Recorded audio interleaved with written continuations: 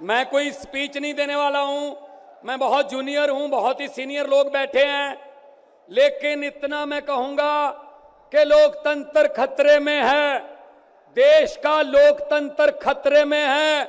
इनको ये लगता है कि ऐसे हम चला लेंगे, डंडे से चला लेंगे। ये देश किसी के बाप की जागीर नहीं है, ये 140 करोड़ लोगों का देश है।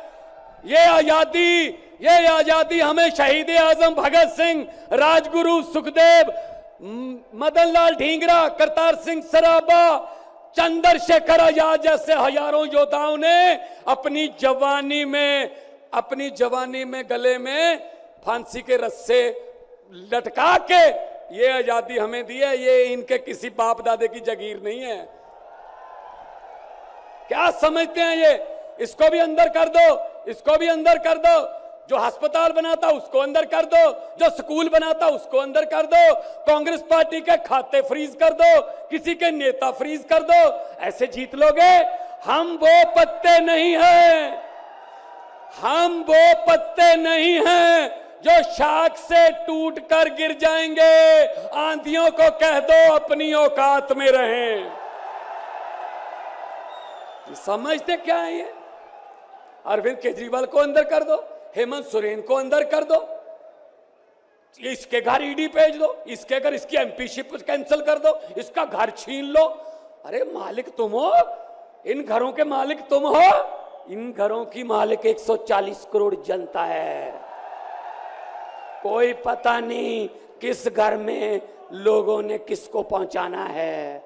ये गलत फहमी में है। हुकूमत वो करते हैं जिनका दिलों पर राज होता है। यूं कहने को तो मुर्गे के सर पे भी ताज होता है। आज सुनीता जी, आज कल्पना जी बैठे हैं, सोनिया जी बैठे हैं। मैं नमस्कार करता हूं, नमन करता हूं कि इन्होंने इतने दुख झेले, इन्होंने क्या क्या नहीं देखा अपनी जिंदगी में, आंधियां तूफान झेले, लेकिन फिर भी इतने हौसले वाले बैठे हैं और आपके साथ है। आपका प्यार जो है सबसे बड़ी ऑक्सीजन आपका प्यार है। ये तालियां किसी को ऐसे नहीं मिलती। किसी को दिहाड़ी दे के मोदी मोदी करवाना बहुत इजी है। जब कोई दिल से बोलता है ना, वो बात असर रखती है।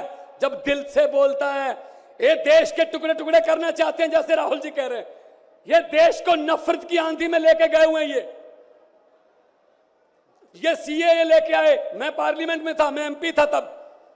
मैंने कहा जी मुझे बोलने का मौका दीजिए। कहते नहीं जी। मैंने कहा जी 30 सेकंड।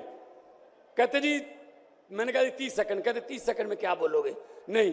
मैंने कहा जी 20 सेकंड। कहते 20? मैंने कहा हाँ। स्पीकर साहब कहने लगे आपका समय शुरू होता है अब।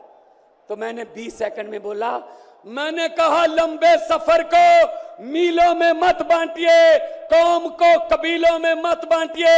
एक बहता दरिया है मेरा भारत देश, इसको नदियों और झीलों में मत बांटिए। अरविंद केजरीवाल को तो गिरफ्तार कर लोगे, लेकिन उसकी सोच को कैसे गिरफ्तार करोगे? जो लाखों अरविंद केजरीवाल देश में पैदा हो चुके हैं, उनको किस जेल में कैद करोगे? अरविंद केजरीवाल एक व्यक्ति नहीं है, अरविंद केजरीवाल एक सोच का नाम है। इंडिया गठजोड़ इकट्ठे हैं, सब इकट्ठे हैं। आज सभी के, मेरे ख्याल में कईयों के तो कैमरे भी कांपने लग गए होंगे, ये इकट्ठे कैसे बैठ गए? ये चाहते नहीं हम इकट्ठे बैठे, कभी ये इधर से कभी इधर से, कोई वाह। लेकिन मैं ये कहना चाहता हूं सबको कि आओ इकट्ठे हो जाएं और इन भ्रष्टाचारियों को कह दो, भगवंत मान ने बोला था, इन भ्रष्टाचारियों को कह दो कि जितने मर्जी इकट्ठे कर लो पैसे, हीरे, मोती, मगर ख्याल इतना रहे कफन पे जेब नहीं होती। कोई पैसा साथ नहीं जाएगा। लूट लो देश को, कितना लूटना है। गरीबों की बद्दुआएं ना लो, गरीबों की बद्दुआएं ना लो। हर बात पे झूठ चल रहा है, हर बात पे जुमला चल रहा है, झूठ पे झूठ, जुमले पे जुमला। अभी जुमले बनाने वाली फैक्ट्रियां चल रही हैं। अभी आने वाले दिनों में आपके पास नए नए जुमले आएंगे। यकीन मत करना, मैंने तो पार्लियामेंट में बोल दिया था, मैंने कहा जी 15 लाख की रकम लिखता हूं तो कलम रुक जाती है, 15 लाख की रकम लिखता हूं तो कलम रुक जाती है, काले धन के बारे में सोचता हूं तो स्याही सूख जाती है, हर बात ही जुमला निकली। मोदी जी अब तो ये भी शक है, क्या चाय बनानी आती है? मुझे लगता चाय भी नहीं बनानी आती होगी, जिस किस्म का झूठ चल रहा है। दोनों हाथ ऊपर खड़े करके 2 नारे लगा दीजिए, इनकलाब, इनकलाब, भारत माता की, वंदे, बोले सोनिहाल। बहुत बहुत धन्यवाद, बहुत बहुत धन्यवाद।